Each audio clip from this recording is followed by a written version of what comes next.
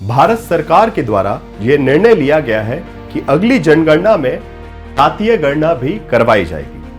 तो आइए जानते हैं इस खबर से जुड़ी सभी महत्वपूर्ण जानकारियों को। नियम के अनुसार हर 10 साल में जनगणना करवाई जानी चाहिए। पिछली जनगणना 2011 में करवाई गई थी।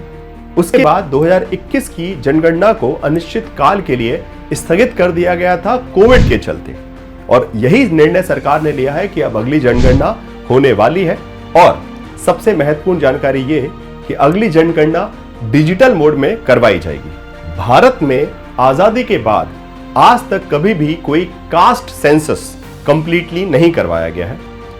आखिरी बार ये ब्रिटिश काल में 1931 में करवाया गया था।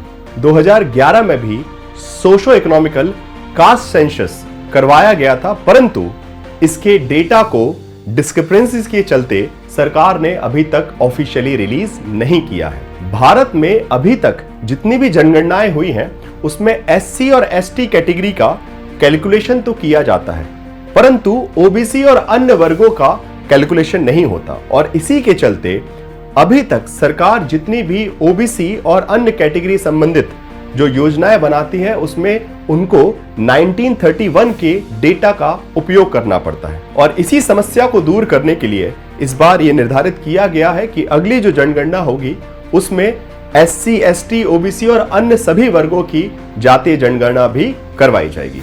भारत में census registrar general and census commissioner of India द्वारा करवाया जाता है, जो कि गृह मंत्रालय के अधीन आता है। भारत में इस जातीय जनगणना को लेकर राजनीति गरमाई हुई है।